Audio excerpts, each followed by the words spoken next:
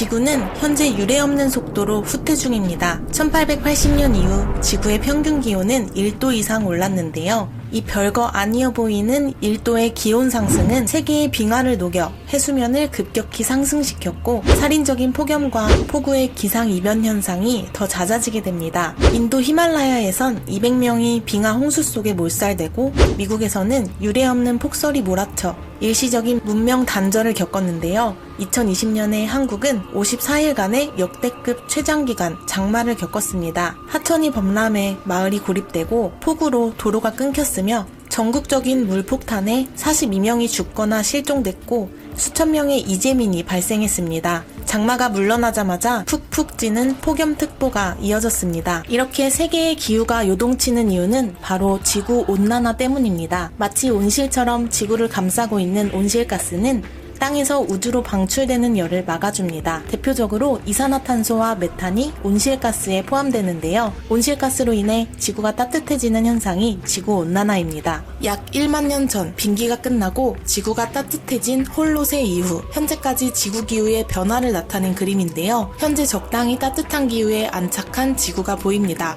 산업혁명 이전의 지구는 보통 1000년 동안 온도 1도가 오르는 슬로우 라이프를 즐기고 있었는데요. 19세기 산업혁명 이후 인간들의 슬기로운 문명 생활이 시작되자마자 지구의 평균 온도는 급속으로 1도 상승합니다. 불과 지난 100년 만에 일어난 일이었습니다. 눈부신 발전을 이룩한 인류는 석유, 가스, 석탄과 같은 화석연료를 어마어마하게 태웠고 덩달아 온실가스도 급증하면서 지구를 뜨겁게 달구기 시작합니다. 그런데 지구온난화 때문에 바닷물이 따뜻해지면 물이 팽창하면서 부피가 커지게 됩니다. 따뜻한 바닷물의 질량과 부피가 꾸준히 증가하면서 결국 해수면 높이는 빙하가 녹는 양보다 더 높아지게 됩니다. 해수면 상승 외에 빙하가 쏘아올린 진짜 무서운 공이 있습니다. 빙하 속에는 우리가 만나보지 못한 온갖 바이러스가 잠들어 있다는 건데요. 티베트 고원의 빙하에서 15,000년 묵은 고대 바이러스가 발견됐습니다.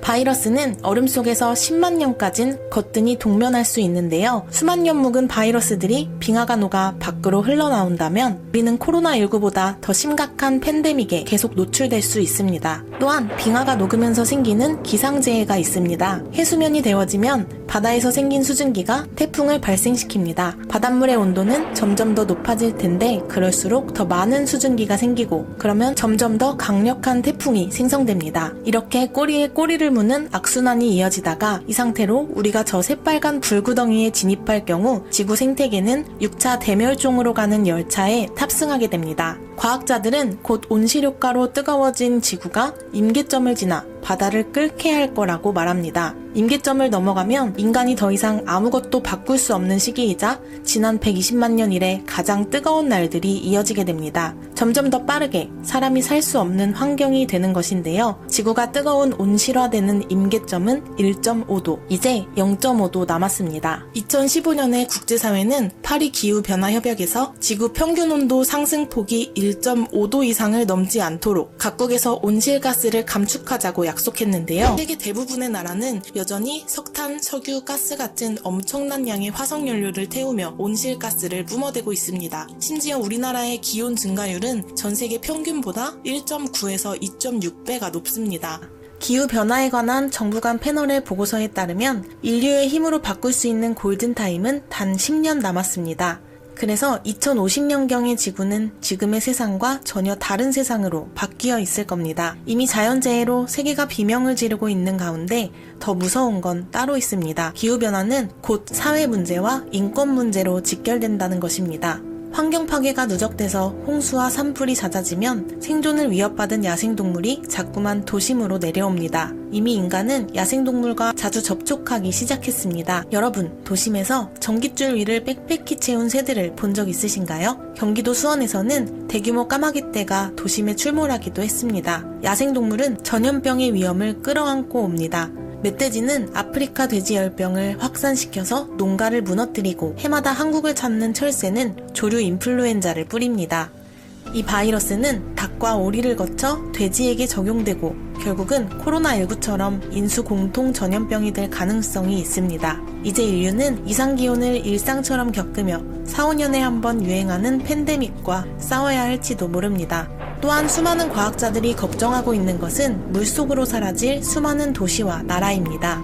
빙하가 녹아서 바다로 흐르면 바닷물의 질량이 늘어납니다. 바다가 따뜻해지면 물이 팽창해서 부피가 커집니다. 질량과 부피가 늘어나면서 평균 해수면은 계속 상승합니다. 온실가스 배출을 내일 당장 멈춘다고 해도 이미 배출된 온실가스가 장기적으로 약 5, 6m의 해수면 상승을 부르게 되는데요. 별 노력 없이 온실가스 배출이 이어진다면 해수면은 결국 24에서 30m까지 치솟을 것이라고 합니다. 얼마나 많은 도시들이 바닷물 속으로 가라앉게 될까요? 생존권에 심각한 영향을 받을 나라가 생각보다 너무 많습니다. 전 세계 인구의 40%는 해안가 100km 이내에 터를 잡고 살아가는 중입니다. 특히 바다로 둘러싸인 데다 해발 고도가 낮은 섬나라는 대부분의 국토가 바닷물 아래로 가라앉게 됩니다. 몰디브는 해수면이 1m만 상승해도 흔적도 없이 사라질 섬입니다. 17,000개의 섬으로 이뤄진 인도네시아 역시 2100년경에는 대부분의 해안 도시가 물속에 잠기게 됩니다. 이미 도시 면적의 40%는 해수면보다 낮아진 상황입니다. 한국인이 사랑하는 여행지 중 하나,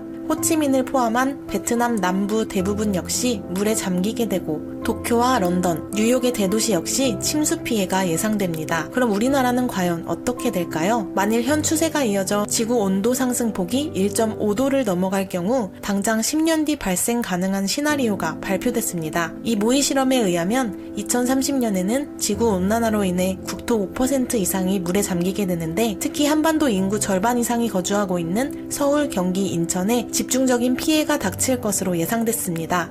가장 많은 인구가 피해받을 도시는 경기도 고양시, 화성시, 안산시, 인천 남동구와 서구, 경기도 시흥시와 부천시 순이며 서울은 강서, 양천, 송파, 구로, 강남 순으로 예측되었습니다. 최악의 침수 시뮬레이션에 따르면 인천국제공항은 불과 10년 뒤 완전히 침수될 수 있고 그 외 김포공항 그리고 발전소와 같은 산업시설도 침수됩니다. 획기적인 변화 없이 이대로 살아간다고 가정했을 때 미래 한반도의 기후변화는 어떻게 될까요? 약 80년 뒤 한국 평균 기온은 약 4.7도 상승하게 될 것으로 예측되는데 지금은 7월과 8월에 폭염이 찾아오지만 훗날엔 5월부터 9월까지 폭염에 시달리게 되고 매년 폭염 일수는 약 35일까지 늘어나게 됩니다. 온열 질환을 유발하는 폭염은 이미 소리 없는 살인자입니다. 매년 푹푹 찌는 여름마다 집안에서 조용히 사람들이 죽어갑니다. 한국에서 이미 폭염은 가장 위험한 자연재난으로 자리 잡았지만 폭염을 재난으로 인식하지 못하기 때문에 희생자 규모는 꾸준히 늘어나고 있습니다. 괴로운 폭염은 점점 더 자주, 더 길게 찾아올 것이고 그 결과 식중독과 온갖 전염병 발생 확률이 현저히 높아집니다. 멀지 않은 미래의 사람들은 폭우와 태풍, 폭염의 콜라보레이션 속에서 절망적인 뉴스를 더 자주 접하게 될 겁니다. 지금 상황에서 획기적인 변화가 없으면 약 5, 60년 뒤 기온이 3, 4도만 상승해도 18억 명이 물 부족으로 고통을 당하게 되고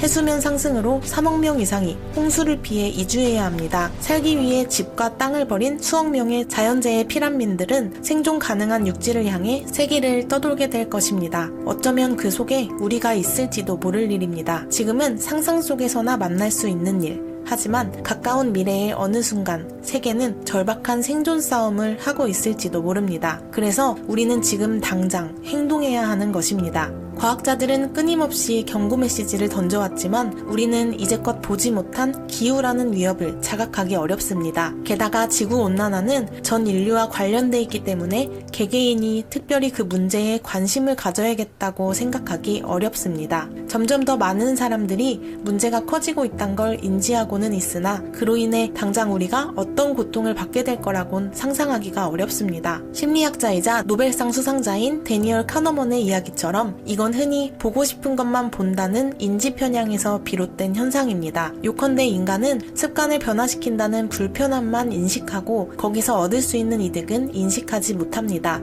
그래서 본능적으로 불편함을 피할 궁리만 하게 된다는 건데요. 사람들의 관심을 쉽게 끌고 하나로 뭉치게 만드는 예컨대 테러리스트의 위협과는 달리 환경에는 인류를 해치려는 명확한 적이 존재하지 않으니 거기에 감정적인 이입을 하기가 쉽지 않습니다. 그러나 기후에 관한 아주 중대한 변화는 이미 시작됐습니다. 지금으로부터 50년 후에 치를 대가를 지금 인식해야 합니다. 현재 각국의 정부가 제시한 기후변화 대응 방법은 너무 미약합니다. 정부는 온실가스 배출 감소를 위한 강력 조치를 최대한 빨리 마련해야 하고, 기업 또한 재생 가능 에너지와 온실가스 배출 감소를 위한 사업을 적극 확대해야 합니다. 대중은 생활 속에서 쓰레기를 제대로 분리해서 버리고 에너지 낭비를 자제하며 친환경 기업 제품을 구매하면 될 텐데요. 가장 중요한 것은 정부의 실질적인 해결책을 요구하는 것입니다. 우리의 대응은 이미 20년 정도 뒤처져 있고 그 대가를 분명 치르게 될 테지만, 여기서 대응이 더 늦어질수록 대가의 강도는 더 나빠질 겁니다. 지구는 이미 오래전부터 온몸을 비틀며 인류에게 경고 메시지를 전해왔습니다. 상상도 못해본 더 다양한 재앙을 마주하기 전에 우리는 사태를 좀 더 심각하게 바라볼 필요가 있습니다. 미래 변수의 결정적 키가 아직은 우리의 행동에 달려 있습니다. 이 영상은 윌북 출판사의 도서 바보의 세계의 일부 내용을 포함하여 제작했습니다. 이 책은 역사 속 인류가 저질러온 바보짓에 대한 연대기를 다뤘는데요. 기후변화의 위기에 대한 내용 외에도 제2차 세계대전에서 저지른 제일 큰 판단 오류나 신석기 혁명과 농업 발명 등에서 발견할 수 있는 인류의 원동력, 어리석음의 역사를 흥미롭게 다루고 있습니다. 그 속에서 새로운 지적 통찰을 얻고 싶은 분들에게 재밌게 잘 읽히는 세계사책 바보의 세계를 추천드립니다. 구독과 댓글, 좋아요는 영상 제작에 큰 힘이 됩니다. 시청해주신 여러분 감사합니다.